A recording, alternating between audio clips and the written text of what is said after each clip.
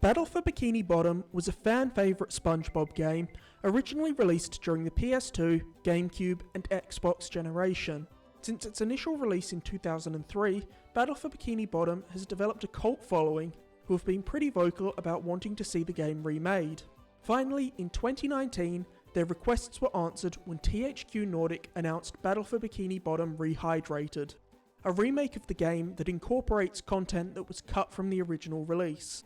I never played Battle for Bikini Bottom back in the day, but I am a big fan of platformers, so after hearing people praise the game for the better half of 2 decades, I was eager to check out this remake. And while the developers have done a pretty respectable job of upgrading the game's visuals, and I had a decent enough time 100%ing the game for the Platinum Trophy, I do think there are a lot of areas where the game shows its age.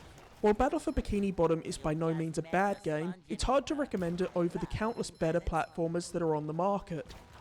Battle for Bikini Bottom is a 3D collectathon platformer in the vein of Banjo-Kazooie, Spyro the Dragon and Sly Cooper. You explore hub worlds collecting golden spatulas, which can be used to unlock new areas. Levels are also filled with shiny objects which act as the game's currency, and Patrick's socks, which can be exchanged in groups of 10 with Patrick for a golden spatula. Something that differentiates Battle for Bikini Bottom from a lot of 3D platformers is its inclusion of 3 playable characters, each with unique abilities that give them access to areas the other 2 characters can't reach.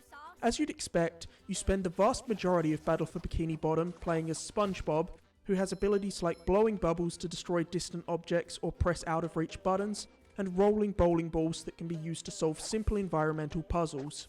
But upon finding a bus stop in a level, you'll be able to switch to playing as either Patrick or Sandy depending on which level you're in. Patrick has the ability to pick up and throw objects, while Sandy has a lasso that lets her swing on grapple points and hover in the air. Of the 3 playable characters, I found Sandy the most fun to play as, because her additional traversal mechanics added a little more variety to the usually simple platforming of the game. On the other hand, Patrick was my least favourite character to play as his movement is stiff and throwing objects feels wonky, as they often don't land where you want them to. The platforming mechanics in Battle for Bikini Bottom are pretty fun, but they're regularly let down by the very basic level design. The puzzles are easily the worst part of Battle for Bikini Bottom. They're boring, overly simple, and bring the pacing of the game crashing to a halt.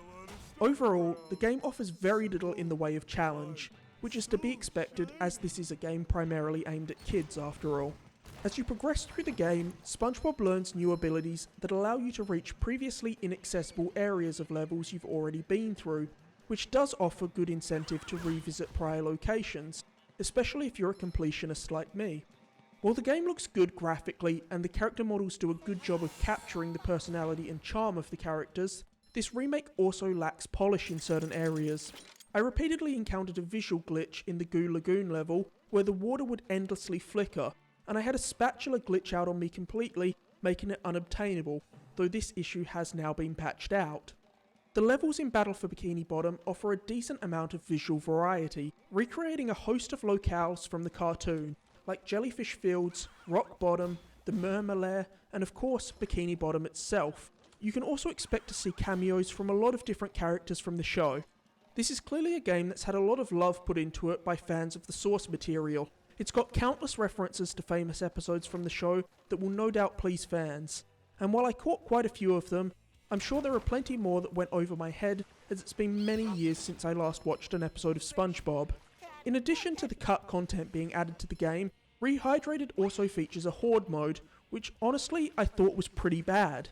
The very button mashy combat isn't the game's strong suit, and the enemy variety is pretty limited, so smashing the same types of robots over and over again wears thin pretty fast. While I found it nostalgic to go back to a game of this era and revisit the world of SpongeBob, which I liked a lot as a kid, I also found the game archaic in a lot of ways. If you're a big fan of SpongeBob, you'll probably have a pretty good time with Battle for Bikini Bottom Rehydrated, thanks to the abundance of fan service the game offers. But if you're not, you can probably give it a pass.